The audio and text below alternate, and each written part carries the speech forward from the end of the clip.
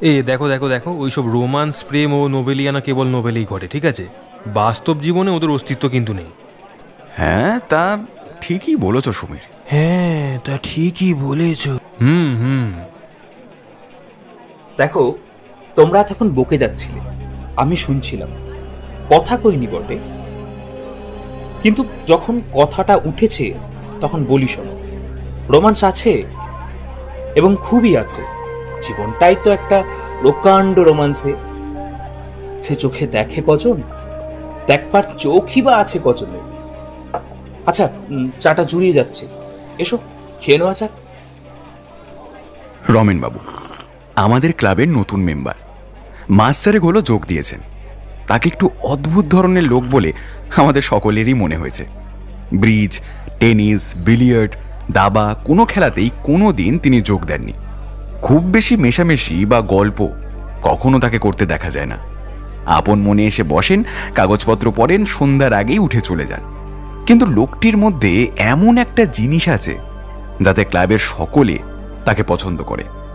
তিনি না এলে কেন তিনি এলেন না সে সম্বন্ধে আলোচনা হয়। এবং আর একটা জিনিস যা আদৌ ক্ষুদ্র ব্যক্তিত্বের পরিচারক নয়, সেটা এই যে তিনি উঠে চলে গেলে তার সম্বন্ধে মন্দ কথা কেউ কোনোদিন বলতো না। ইতিমধ্যে চা খাওয়া শেষ হয়ে গেছে। শোনো, তারপর বলি। বছর কয়েক আগে আমি তখন একটা স্বদেশী ব্যাংকের শেয়ার বিক্রি ও প্রচারের কার্যে ঢাকা যাই। সেই প্রথম ও অঞ্চলে যাওয়া। সময়টা শীতের শেষ হলেও কলকাতার ধারণায় আমি শীতের কাপড় সঙ্গে নিয়ে যাইনি বলে এক দফা পদ্মার স্টিমারে, তারপর ট্রেনে শীতে হি হি করে কাঁপতে কাঁপতে রাত 9:30-10টার সময় গিয়ে ঢাকায় পৌঁছালাম। আমাদের ব্যাংকের একজন ডিরেক্টর ঢাকা শহরের এক ভদ্রলোকের নামে একখানা পরিচয়পত্র দিয়েছিলেন। তিনি শহরের একজন বড় উকিল। নাম এখানে করবার আবশ্যক নেই, তারই বাসায় গিয়ে উঠব এরকম কথা ছিল। আমি যখন সে বাড়ি গিয়ে পৌঁছালাম তখন রাত 10:30টার কম নয়। বেশ জ্যোৎস্না রাত। কম্পাউন্ডের বাঁধারে ফুল বাগান, জাফরিতে মাধবীলতা এঁকে বেঁকে উঠেছে। আলো আঁধারে পাতার আড়ালে বড় বড় ব্ল্যাক প্রিন্স গোলাপ ফুটে রয়েছে।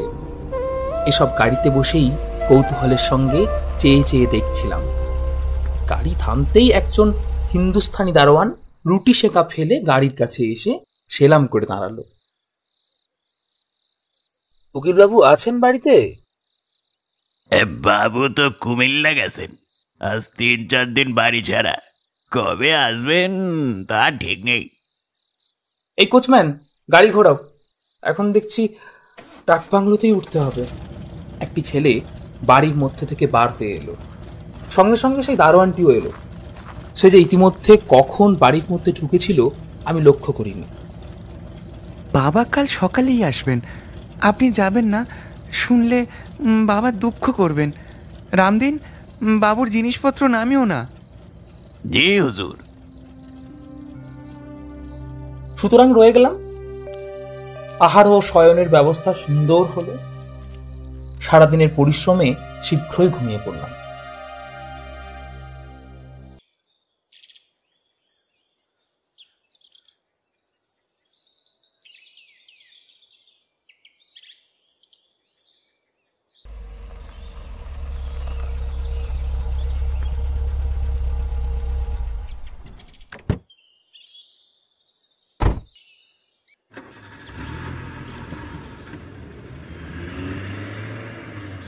নমস্কার, আমি রমেন।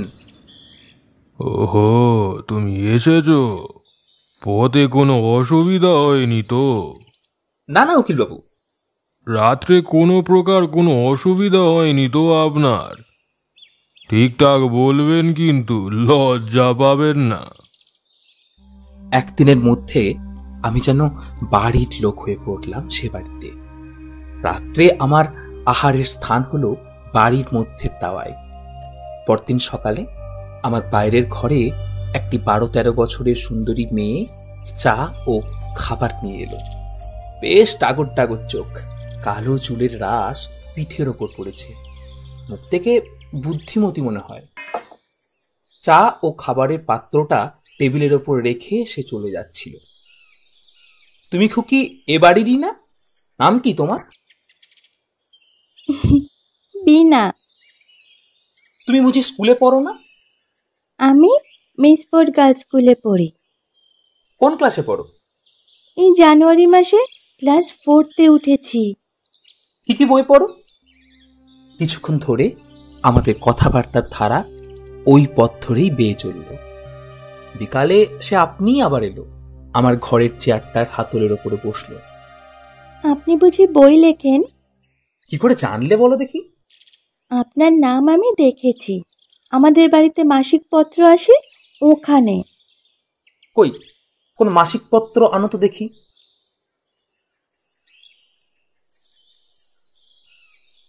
বিনা 2-3খানা মাসিক পত্র নিয়ে এলো। একটাতে আমার বিদেশি ব্যাংক ও আমাদের কর্তব্য বলে একটা অর্থনৈতিক প্রবন্ধ বার হয়েছিল বটে। সেটা বিনা খানিকক্ষণ ধরে পড়ল, তারপর সেটা মুড়ে রেখে এ গল্প ও গল্প করতে লাগলো। আমি মুখে মুখে ট্রান্সলেশন জিজ্ঞাসা করলাম, সবগুলোর উত্তর দিলে। ঢাকা মিউজিয়াম দেখতে যাওয়ার ইচ্ছা ছিল, বিকালটায় কিন্তু বিনা অনেকক্ষণ ধরে বসে রইল। মিউজিয়াম দেখতে না যাওয়া হলেও কোনো ক্ষতি অনুভব করলাম না। Two tangents can the bound to a circle from an external point and they are equal and also subtend. বিনা নিশ্চয়ই নয়, কারণ 4th ক্লাসে জিওমেট্রির ট্যানজেন্ট কোনো স্কুলেই পড়ানো হয় না। তাছাড়া সেটা বিনার গলাও নয়। ঘড়িতে দেখলাম রাত 4টে বেজেছে। মনে মনে ইউক্লিডের অপূর্ব প্রভাবকে ধন্যবাদ না দিয়ে থাকতে পারলাম না। এই শীতের রাত্রে 4টের সময় কার জ্ঞান পিপাসা এত প্রবল হয়ে উঠেছে জানবার ভারী ইচ্ছা হলো। বিনা, শেষ রাত্রে কে জিওমেট্রি পড়ছিল বাড়ির মধ্যে? তুমি? আমি না, ও দিদি। এইবার ম্যাট্রিক দেবে, এই সামনের বুধবার থেকে এক্সামে বসবে কি না? কই তোমার দিদি ম্যাট্রিক দিচ্ছেন সে কথা তো শুনিনি। স্কুলের গাড়িতে তো তুমি একলা যাও দেখেছি। বারে, বেশ লোক তো আপনি। দিদি তো এমনি এলাও হয়ে বাড়ি বসে পড়বে, ও বুঝি আমার সঙ্গে রোজ রোজ স্কুলের গাড়িতে পড়তে যাবে? কথাটা বিনা ঠিকই বলেছে, তার হাসিটা নিতান্ত অসঙ্গত নয় বটে।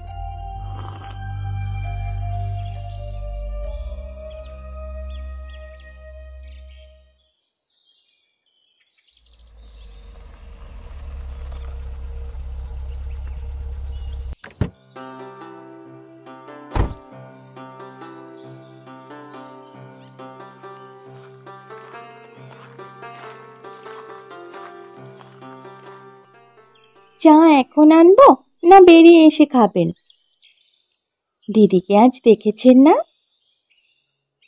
আমি তখনও ঠিক করতে পারিনি যে স্কুলের গাড়ির সেই মেয়েটিই বিনার দিদি। পূর্বেই বলেছি বিনা ভারী বুদ্ধিমতী মেয়ে। সে আমার মুখ দেখেই ব্যাপার বুঝে নিয়েছে। আজ বিকেলে স্কুলের গাড়ি থেকে যে নামলো তখন ওই তো দিদি। আমি তো আজ স্কুলে যাইনি, দিদি রিসিট আনতে স্কুলে গেছিল। দিদি আমাকে জিজ্ঞেস করছিল বাইরের ঘরে ওই ভদ্রলোকটি কে রে। মনে মনে অভিমানে বড় ঘা লাগলো। বড় মানুষের মেয়ে বটে, সুন্দরীও বটে, কিন্তু আজ 6-7 দিন যে আমি তার বাপের বৈঠকখানার একখানা চেয়ার টেবিলের মতো বাইরের ঘরের এক কোণে পড়ে আছি, এতদিনের মধ্যে এ হতভাগ্যের সম্বন্ধে সে সংবাদটুকুও কি তার কর্ণগোচর হয়নি? 3-2 কেটে গেল। এ কয়দিনে আমি নিজের কাজে ব্যস্ত হয়ে যথেষ্ট ঘোরাঘুরি করলাম, তাতে ঠিক সময়ে স্নানাহার হয়ে উঠত না কোনোদিনও। সুতরাং বিনার সঙ্গে দেখা হবার সময় হতো না। ঠাকুর দুবার, আমিও দুবার আপনাকে ডাকতে এসে ফিরে গিয়েছি। আপনার খিদে তেষ্টা কিছুই পাই না। না, কোথায় ছিলেন সারাদিনটা?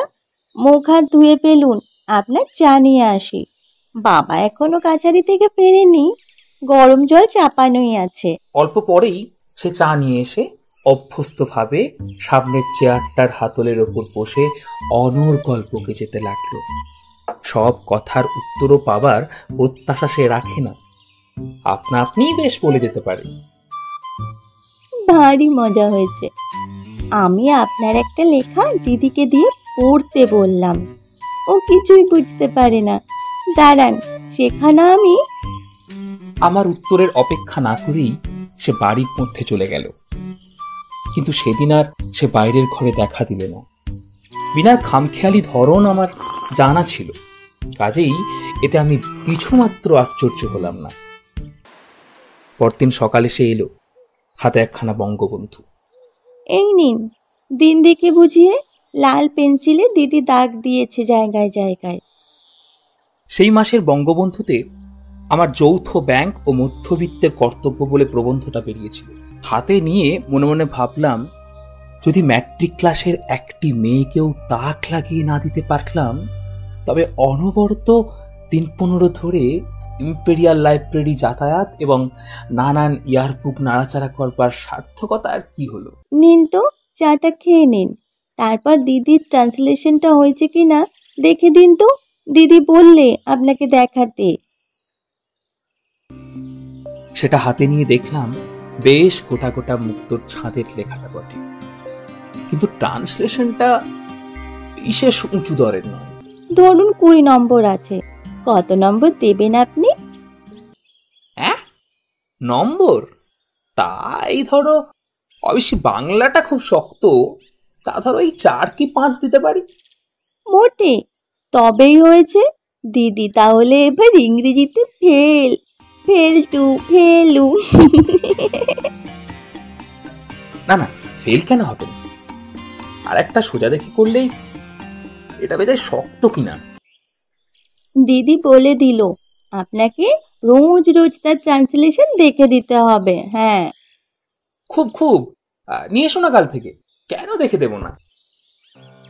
সেদিন থেকে আমার কাজ হলো রোজ রোজ এক রাশ করে ইংরাজি ও বানানের ভুল সংশোধন করা। খাতার শেষে গোটা গোটা ছাদে আমার নেপথ্য পথবর্তিনী ছাত্রীটির নাম লেখা থাকে, প্রতিমা দেবী। কয়েকদিন খুব গুমোটের পর বৈকালের দিকে সেদিন খুব বৃষ্টি হলো। উকিলবাবুর বাড়ির সামনে একটা বটগাছে নতুন পাতা গজিয়েছে। বারান্দাটাতে বসে সেদিকে চেয়ে আমি আমার দেশের বাড়ির কথা ভাবছিলাম। কতদিন যাইনি, কাজের খাতিরে বিদেশে বিদেশে বেড়াতে হয়। উকিলবাবু কয়েকদিন রক্তাধিক্যের অসুখ হওয়ায় বাড়ির মধ্যেই ছিলেন, কাছারিও যাননি।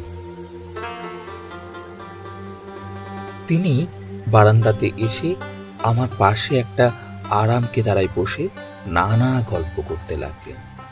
বেশ অমায়িক স্বভাবের ভদ্রলোকটি। কদিন আপনার খোঁজ খবর করতে পারিনি, কোনো অসুবিধা হয়নি তো আপনার? হ্যাঁ, দেখুন, বিনা বলছিল আপনি প্রতিমার ট্রান্সলেশন রোজ দেখে দেন। তা কিরকম বুঝছেন? পাস টাস করবে তো? ইংরেজিটা তেমন জানে না। যদি কিছু না মনে করেন তবে আপনাকে একটু অনুরোধ করি, মেয়েটিকে একটু করে দেখবেন। শুধু ইংরেজিটা দেখে দিলেই। ওর মাস্টার ছিল, হঠাৎ মা মারা যাওয়াতে বেচারি জানুয়ারি মাসে বাড়ি চলে গেল, আর এলো না। অবশ্যই যদি আপনার। হ্যাঁ, নিশ্চয়ই। বলা বাহুল্য, আমাকে এই বিষয়ে রাজি করাতে তার যতটা বাক্য ব্যয় করার প্রয়োজন ছিল, তিনি তার চেয়ে যেন একটু বেশি করলেন। তারপর দিন 2 কেটে গেল। প্রতিমা রোজ বিকেলে নয় দুপুরে খাতা নিয়ে এসে বসে, সঙ্গে থাকে বিনা। কোনো কোনো দিন সেও থাকে না। ধরনটি ওর ভারী মিষ্টি, অথচ ওর মধ্যে এমন একটা স্বাভাবিক গাম্ভীর্য আছে যা অবাধ পরিচয়ের পথে একটা সহজ ব্যবধানের সৃষ্টি করে। আমি পারবো না, এটা বদলে দিন। এমন আর শক্ত কি করে দেখবে এখন সোজা? না, আমি পারবো না। আপনি বদলে দিন। যে সুরে সে কথাটা বললে সেটি অতি শান্ত মৃদু হলেও মনে হলো এরপর আর তর্ক চলে না। বদলে দিলাম বটে, কিন্তু ভাবলাম মেয়েটি একটু একরোখা ধরনের।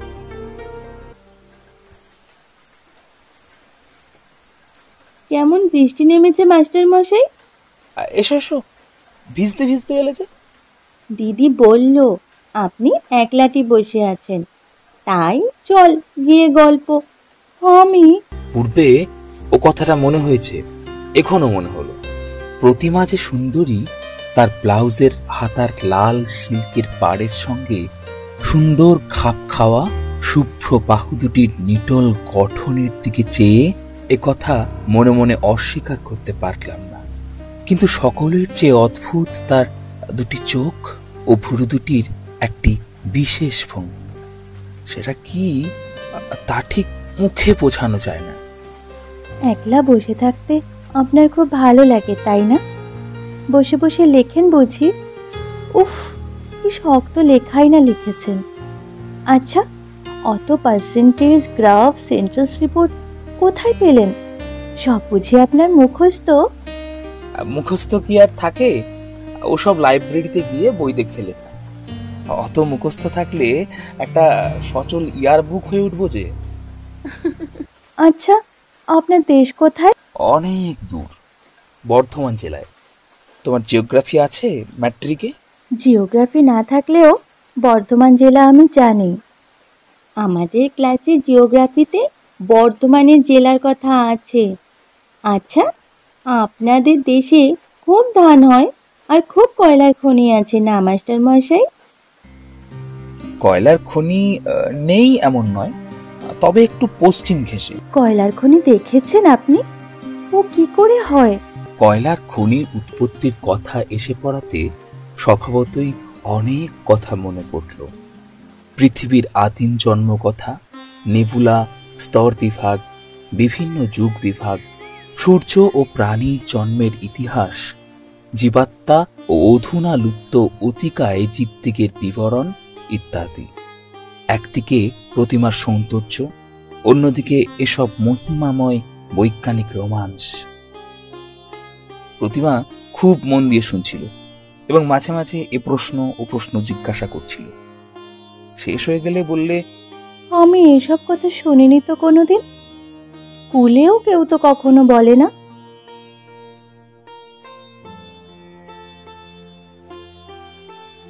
ওরকম মাস্টার মশাই বলছিলি কেন বিনা? ভারী খারাপ শোনাচ্ছিল কানে। উনি কি আমাদের মাইনে নিয়ে পড়ান? আপনারা যাওয়া হবে না। বেশ তো আপনি ভরা অমাবস্যা মাথায় নিয়ে বাড়ি থেকে বেরুতে আছে বুঝি? দিদি বলে দিলে মাস্টার এই রমেনবাবুকে বারণ করে আয়। কাল যাবেন এখন। খুলুন বিছানা, আমি ধরবো। সেদিন অমাবস্যা কাটবার কথা ছিল না, সুতরাং বিছানাপত্র আবার খুলতে হলো। পরদিন সকালে এক কাণ্ড ঘটল। সকালে দুজনে একসঙ্গে মাঝের বারান্দাতে খেতে বসেছি। হঠাৎ উকিলবাবু প্রতিমার উপর রেগে উঠলেন। আজকের রান্না বান্নার ভার তারই ওপর বুঝি উকিলবাবু দিয়েছিলেন। সে একটু বেলায় আরম্ভ করিয়েছে ঠাকুরকে দিয়ে। দেখলেন রমেন বাবু, আজকালকার মেয়েদের। আমি কাল রাত থেকেই বলছি সকালে আমরা যাব, সব যেন ঠিক থাকে। দেখেছেন তো একবার কাণ্ড কারখানা। বলি এটা কি ঝোল নাকি ঝাই? এর নাম ঝোল? না না, আমি সত্যি বলছি রমেন বাবু, আমি আজকালকার ওসব বিবি সাজা পছন্দ করি না একেবারে। ও খুব হয়েছে, পড়াশোনার আর দরকার নেই, যথেষ্ট হয়েছে। আমার সামনে এসব কথা হওয়াতে হয়তো নেপথ্য পথবর্তিনী প্রতিমা লজ্জায় অপমানে ভেঙে পড়তে চাইছিল, কেননা আমি সম্পূর্ণ বাইরের লোক। তিরস্কারের পর সে আর আমাদের সামনে পরিবেশন করতে বেরুল না। এই নিন, দুধ মিষ্টিটা খেয়ে নিন। দুধ মিছরি কেন বলো দেখি? আমাদের বাড়ির নিয়ম আছে, বাড়ি ছেড়ে কেউ কোথাও যাবার সময় তাকে দুধ মিষ্টি খেতে দিতে হয়। ওপরের ঘরে বাবাকে দিয়ে এলাম, দিদি বলে দিল রমনবাবুকে ওই ঘরে গিয়ে দিয়ে আয়। গত 3 দিন প্রতিমার সঙ্গে আমার দেখা হয়নি। আজ এইমাত্র এই যা খাবার সময় দেখা হয়েছিল, তাও অতি অল্পক্ষণের জন্য। যাবার সময়ও দেখা হলো না। আমার মনে কয়েকদিন ধরে একটা সন্দেহ হয়েছিল। বিনা, আচ্ছা একটা কথা বলি, তোমার মাকে তো দেখতে পাইনি কোনোদিন। তিনি? আমার মা 1 মাস হলো মামা বাড়ি গিয়েছেন, ছোট মামার বিয়েতে। এই বুধবার বাড়ি আসবেন। আর দিদির তো মা নেই, দিদির ছেলেবেলাতেই। প্রতিমা তোমার আপন বোন না? পারে, একদিন আছেন তাও জানেন না বুঝি? আপনার মন কোথায়? হ্যাঁ, একদিন তো আপনার সামনে এ কথা হয়ে গিয়েছে না?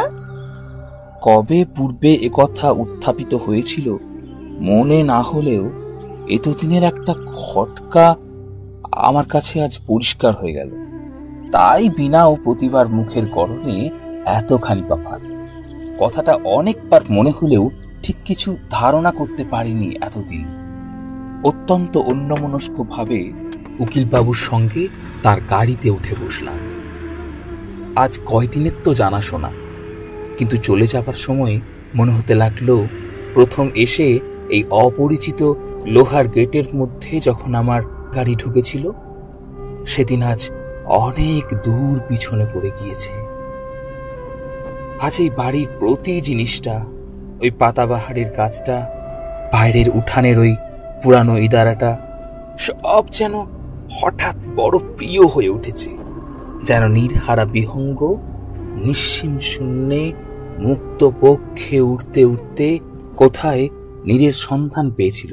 দেশে ফিরে অল্প কিছুদিন থাকবার পরেই কয়েক মাস এরকম কেটে গেল। পূজার পরে কার্তিক মাসের প্রথমে হঠাৎ অফিসের হুকুম হলো আবার ঢাকা যাবার।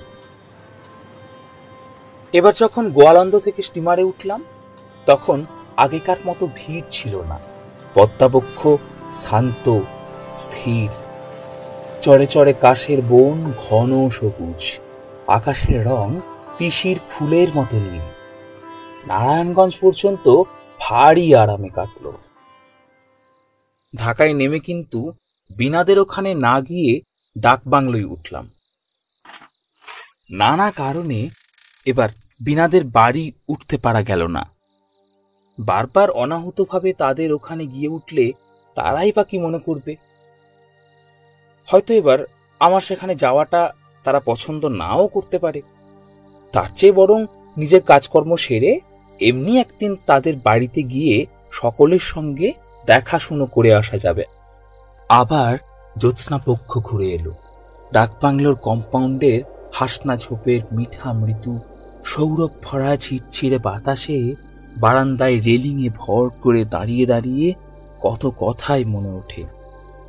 একবার মনে হচ্ছিল এই অপরিচিত ঢাকা শহরটিতে এমন কেউ আমার আপনার জন আছে যে যদি সে জানে আমি ঢাকাতে এসেছি এবং লক্ষ্মী ছাড়ার মতো ডাকবাংলোয় উঠে দাড়িওয়ালা বাবুর্চির শিরাবহুল হস্তের ডাল ভাত ও শুরুয়া আহার করছি, তো মনে মনে ভারী দুঃখিত হবে।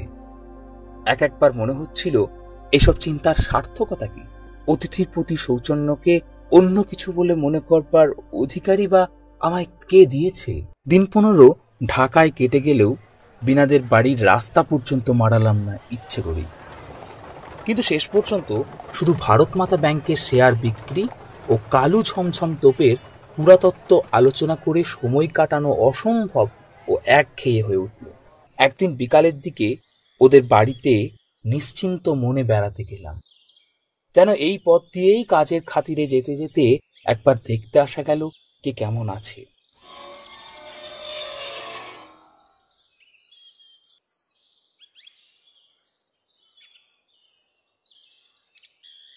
কি করা যায় বা কাকে ডাকবো ভাবছি, এমন সময় উকিলবাবুর পুরনো খানসামা ছকু বাজার থেকে কি কিনে নিয়ে গেট দিয়ে বাড়ি ঢুকেই আমাকে দেখে থমকে দাঁড়িয়ে গেল।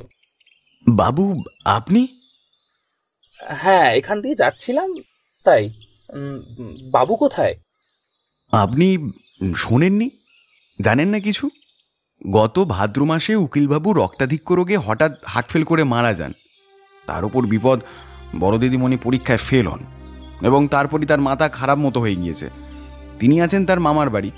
বিনা দিদিমণিকে নিয়ে তার মা নিজের বাপের বাড়ি চলে গিয়েছেন এবং সেখানেই আছেন। বর্তমানে এ বাড়িতে রঘু, মিশির দারোয়ান আর সে ছাড়া কেউ থাকে না। অন্য চাকর বাকরের সব জবাব হয়ে গিয়েছে। ডাকবাংলোয় ফিরে সেদিন কোনো কাজে মন গেল না। প্রতিমার কথা ভেবে আমার মন করুণায় পূর্ণ হয়ে গেল।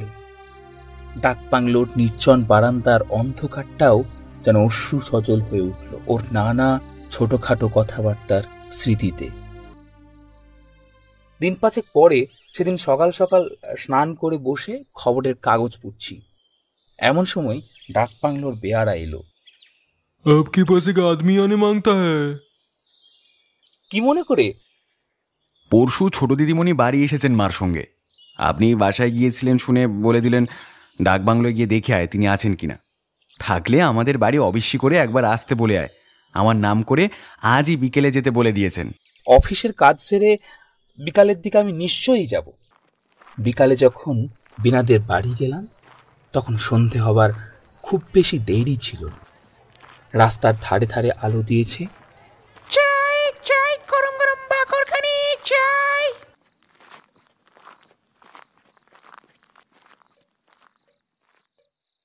আপনার শরীর ভালো আছে? একরকম মন্দ নয়। তোমাদের সব? বিনার চোখ দিয়ে ঝড় করে জল ঝরে পড়ল। কথাটা জিজ্ঞাসা না করাই বোধহয় উচিত ছিল। সান্ত্বনা সূচক গোটা কতক মামুলি কথা বলে আনাড়ির মতো বসে রইলাম। এত অল্পক্ষণের মধ্যে সে নিজের দুর্বলতাটুকু সামলে নিলে যে তাকে আমি মনে মনে সাধারণ মেয়ের চেয়ে উচ্চ আসনে স্থান না দিয়ে পারলাম না। আপনি এসে উঠেছেন কোথায়? ডাকবাংলোয়? আচ্ছা, এইবার তো আমরা এসেছি। জিনিসপত্র নিয়ে এখানে চলে আসুন কাল সকালেই। প্রতিমা কোথায়? দিদি এখনো সারেনি। বড় মামাবাবু সঙ্গে করে চুনার নিয়ে গেছেন, সেখানেই আছে।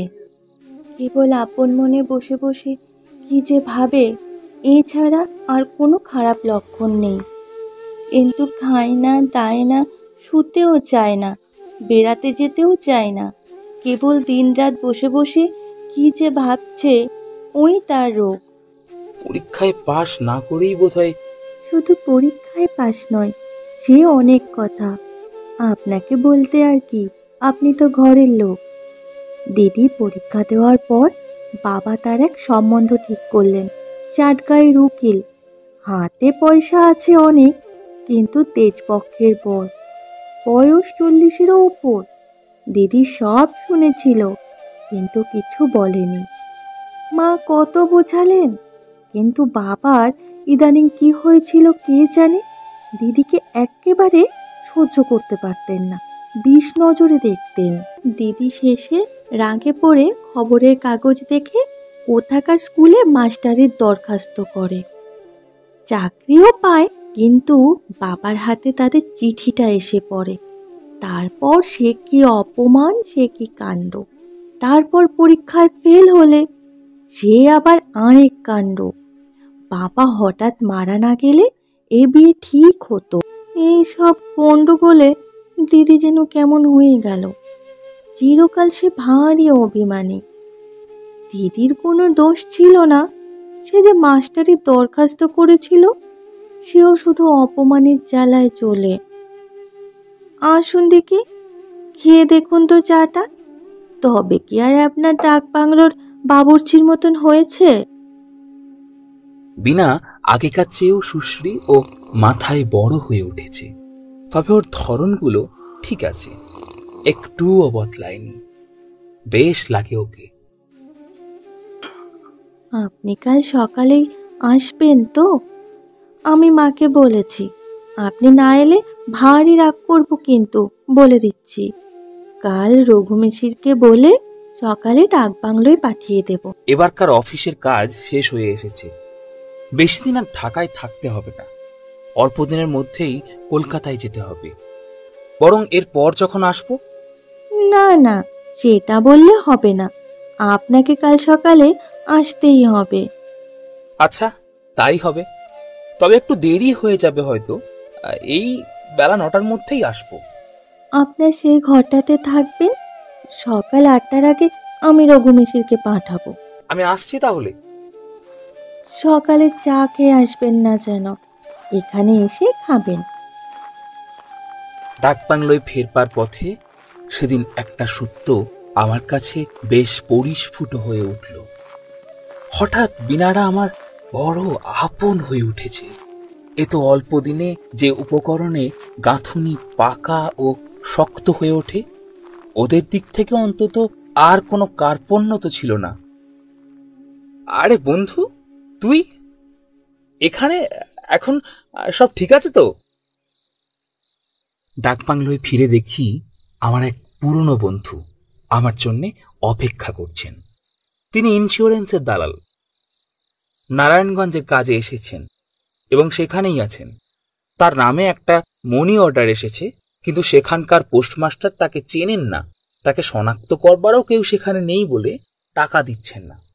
এদিকে তার হাতেও 1 পয়সা নেই। এখন কি করা যায়? ভোরের ট্রেনে বন্ধুকে নিয়ে নারায়ণগঞ্জে রওনা হলাম। যাবার সময় চৌকিদারকে বলে গেলাম, কেউ এসে খোঁজ করলে বলবে যে জরুরি কাজে নারায়ণগঞ্জে চলে গিয়েছি, আজই ফিরব। নারায়ণগঞ্জে কাটল দিন 2, মহা হাঙ্গামা। পোস্টমাস্টার আমাকেও চেনেন না, টাকাও কিছুতেই পাওয়া যায় না। 2-1 জন যাদের সঙ্গে পূর্বে পরিচয় ছিল, তারা টাকা কড়ির হাঙ্গামা শুনে পিছিয়ে গেলেন। অনেক কষ্টে শেষে কাজ মিটল।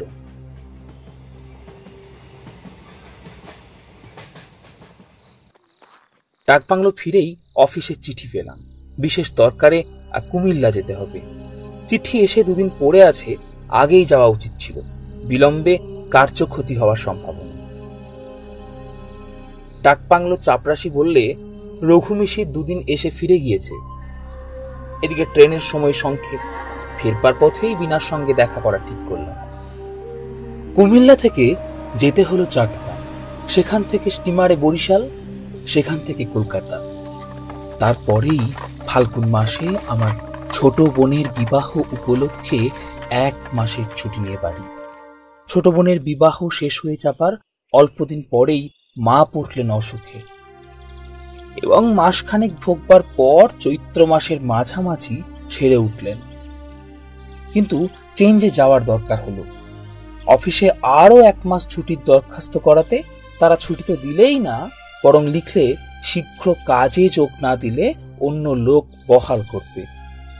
চাকরিতে ইস্তফা দিয়ে এক লম্বা পত্র লিখলাম সেখানে।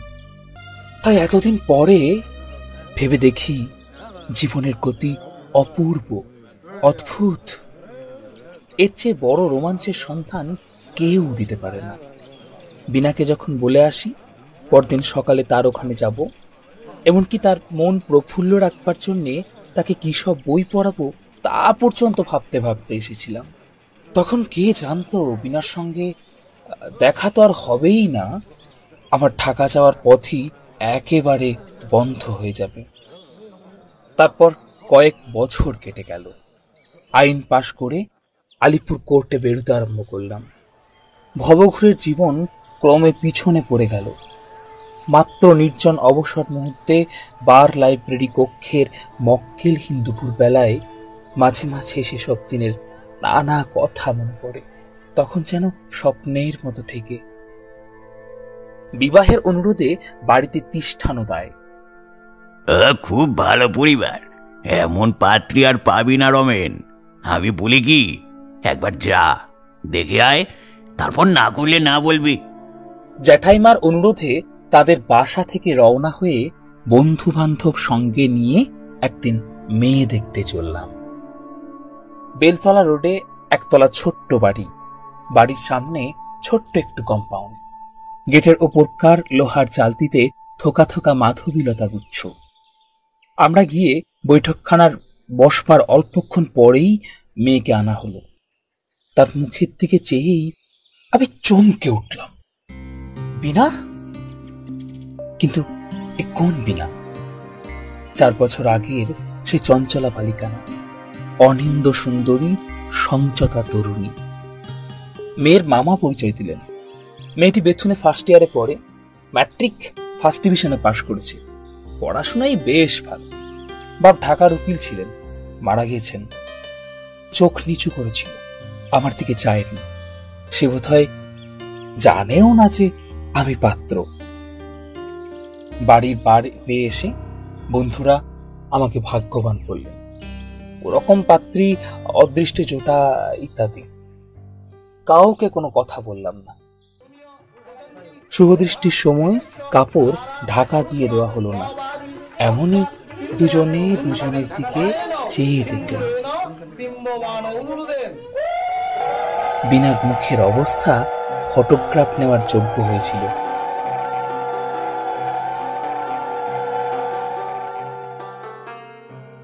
আপনি তো আচ্ছা লোক, তলে তলে বুঝি এই মতলব ছিল? আমি বুঝি জানি? মেয়ের একবার দিন তো আমি জানলাম, আগে জানতে পারলে তুমি বোধহয় এতে রাজি হতে না, না? কোথায় ছিলেন এতদিন নিরুদ্দেশ হয়ে, আর এলেন না কেন সেবার? প্রতিমাকে দেখছি না, সে কি এখানে আসেনি আজ?